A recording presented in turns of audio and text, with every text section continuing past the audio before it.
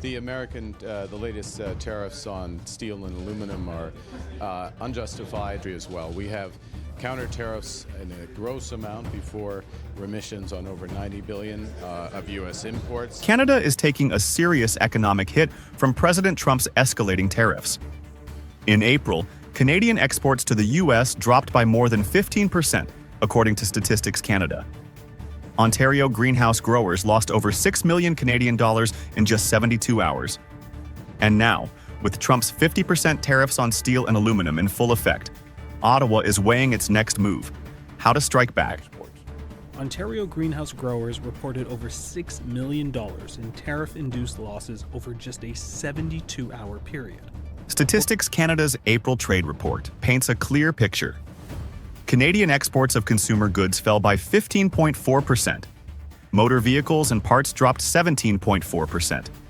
Overall, exports to the U.S., Canada's largest trading partner, slumped, pushing Canada's trade deficit to a historic high. This partly reflects a front-loading effect, as businesses rushed to export ahead of the new tariffs. But as the tariffs took hold, cross-border trade slowed sharply. Ontario's greenhouse industry, which sends about 200 truckloads of produce daily to the U.S., was hit hard. Between March 4th and 7th, when a 25% blanket tariff was imposed, the industry reported over $6 million Canadian dollars in losses. Up to 29,000 jobs across the agricultural supply chain could be at risk if tariffs persist. Meanwhile, Canadian consumers are also feeling the strain. Cross-border travel has fallen for 5 straight months, with car trips down 38% and flights down 24%. Grocery chains like Loblaws warn that U.S. tariffs on packaging materials, especially aluminum cans, are driving food prices higher. Prime Minister Mark Carney has called the latest U.S. tariffs unjustified, illegal, and damaging. Canada already has retaliatory tariffs on over $90 billion US of American goods, and is preparing to do more. Oval Office. In fact, that there have been a few phone calls in the evenings and exchanged text messages about the trade talks since that meeting. Carney and Trump have been in direct contact, phone calls and texts, seeking a deal before Canada hosts the G7 summit in 2 weeks. But internal pressure is mounting. Ontario Premier Doug Ford is demanding immediate retaliation, an additional 25% tariff on U.S. steel and aluminum, to match Trump's 50%. Canada's steel, aluminum, and agricultural sectors are also pressing for stronger action and faster financial relief. As Ford warned, even if a deal is reached, Trump could change his mind the next day. For now, Ottawa is holding off, keeping trade talks alive. But contingency plans are ready should negotiations fail.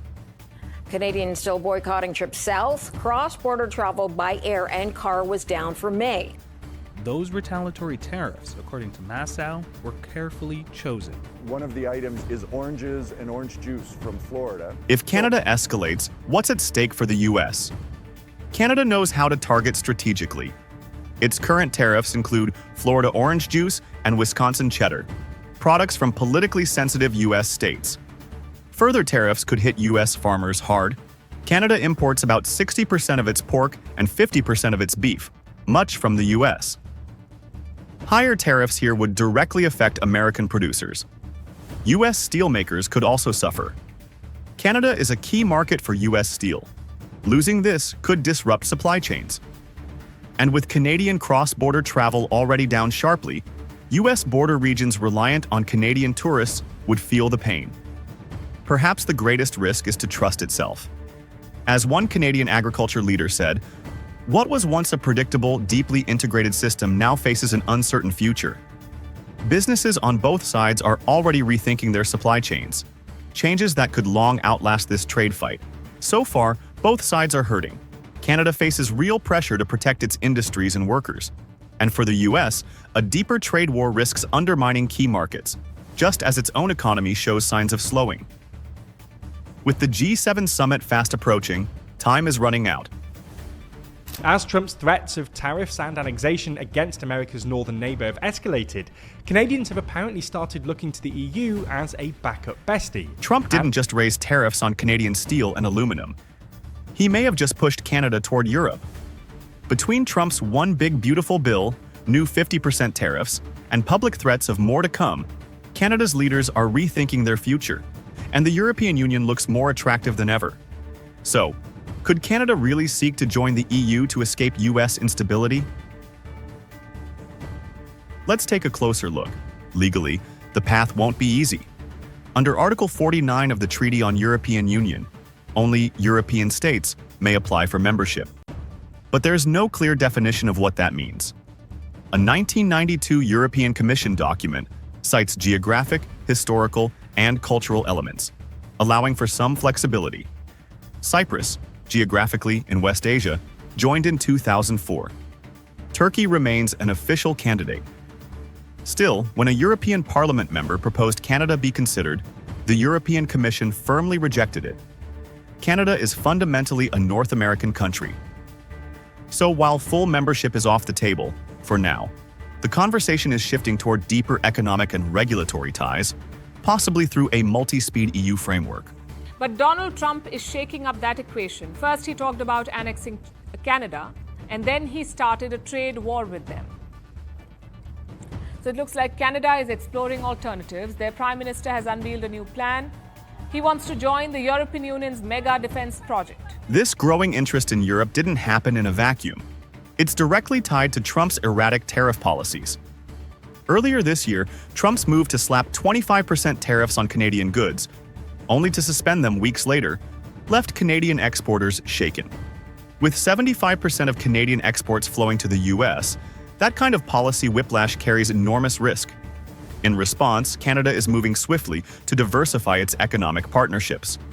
A major tool, the Canada-EU Comprehensive Economic and Trade Agreement, CETA. Since its implementation in 2017, CETA has already eliminated 98% of tariffs between Canada and the EU. According to Canadian government data, Canada-EU trade has surged over 60% since the deal began. More than that, Prime Minister Mark Carney, in his first foreign visit as PM, traveled to France and the UK, not Washington. There, he declared, "Canada is the most European of non-European countries." And Canadian public sentiment reflects this pivot. A recent March 2025 Abacus data poll found that 46% of Canadians now support joining the EU, a jump from 44% just 1 month earlier. For comparison, only 45% of Britons currently favor rejoining the EU. And it's not just trade. Some may not have followed as closely. We're spending over 75 cents on every dollar of capital spend for defense goes to the United States. Canada is also starting to reduce its defense dependence on the US today. About 75% of Canada's defense spending goes to American-made weapons. But with its recent move to join REARM Europe, a $900 billion plan to strengthen Europe's defense industry, Canada is shifting some of that spending across the Atlantic. As Prime Minister Carney put it, "Our old relationship with the United States is over."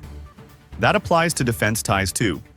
As Canada deepens EU ties, US tariffs could further accelerate this shift. If Canada were to pursue formal EU alignment, whether full membership or tighter integration, the consequences for the US would be significant.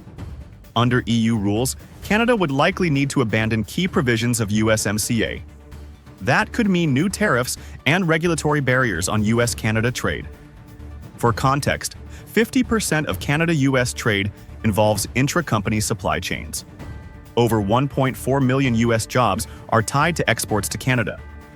In 2024, Canada-US goods trade totaled nearly $1.3 trillion. Brookings Institution projections show a 25% tariff scenario could slash US exports to Canada by 6 to 9%. Meanwhile, Peterson Institute estimates that if USMCA collapses, US GDP could fall by 0.5 to 0.6% within a few years. That's not to mention the billions the US could lose in defense sales if Canada formally aligns with the EU. Trump's tariffs may not just hurt American exports, they could also drive away one of the US defense industry's closest partners. So, will Canada actually join the EU? Legally, it's unlikely anytime soon, but economically and politically, Canada is moving closer to Europe, and Trump's trade policy instability is accelerating that shift. For US businesses and policymakers, the message is clear. Instability comes at a cost. President Trump says that he will double the current tariffs on foreign steel to 50%. So this is yet another, punch in the gut, if you will, from the president on the domestic steel industry here in Canada. President Trump has announced a major policy shift. Steel tariffs will double from 25% to 50%, effective June 4th. The move, revealed during a speech in Pennsylvania with steelworkers, was meant to showcase strength in U.S. manufacturing, but it's also drawn swift backlash from America's closest trading partner. In Canada, industry leaders called it a punch in the gut, warning of job losses and broken supply chains. Meanwhile, U.S. businesses are bracing for price hikes and uncertainty ahead. Let's break down what this means on both sides of the border.